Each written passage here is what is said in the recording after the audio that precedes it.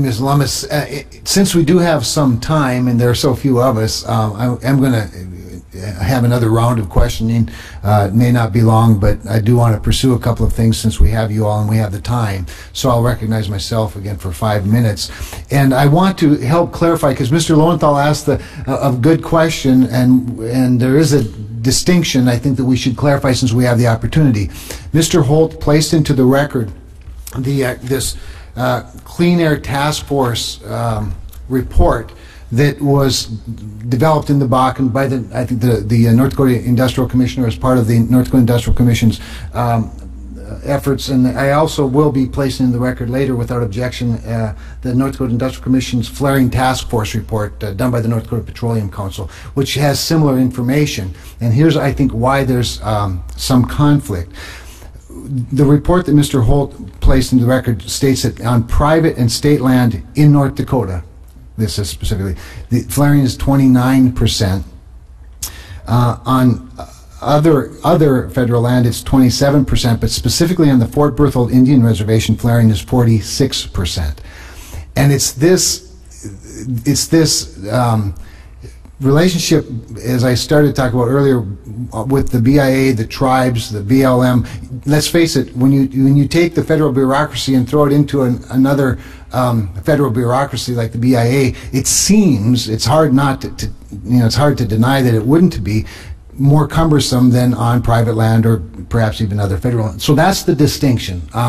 It's the distinction between the Fort Berthold Indian Reservation, which in North Dakota, by the way, is the heart of the Bakken. It is a fourth to a third of the Bakken is the Fort Berthold Indian Reservation. So this distinction is really rather massive. And I don't want to speak for anyone else, but I sat in a meeting with Chairman Tex Hall, the chairman of the 3 affiliated tribes, and EPA Administrator Gina McCarthy, where the chairman was rather pointed about this reality, that the process for permitting anything, not just the drilling but the infrastructure, is so onerous that there are at least, as he said, 10 permits required to do things on Indian lands that aren't on other lands. And that brings me to, I think, Mr. Ned, I want to pursue this a little bit more with you, because in your testimony you actually mentioned a provision that gives the administration some concern regarding legal responsibility for consultation, stewardship, and oversight service for production on tribal lands. So this provision that you're referring to says that the provisions in this bill, my bill, shall be applied if and only if the Indian tribe with jurisdiction over the Indian land submits to the Secretary of the Interior a written request that it apply.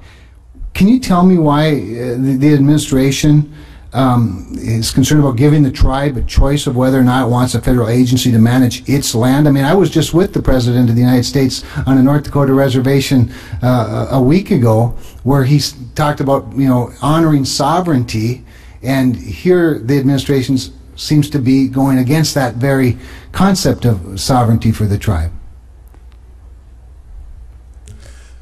Congressman, what I can say again is the Secretary authority under the Indian Minerals Leasing Act certainly allows the BLM to work with the tribes in managing those trust land, that 56 million acre.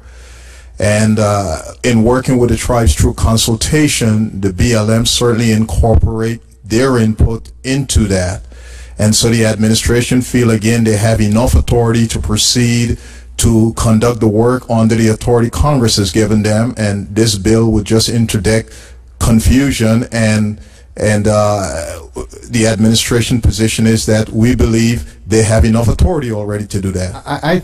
With all due respect, I think this bill clarifies, doesn't further confuse. It simply states that it's up to the tribe and its administration and its sovereignty to determine whether the Secretary of the Interior has anything to say about it or not. So I don't find that confusing. It may be in conflict with the administration's position, but the administration's own position, as stated in the last week, seems to be in conflict.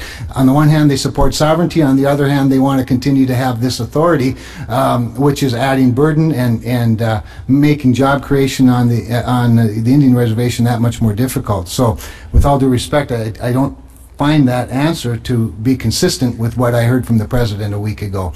That concludes my question.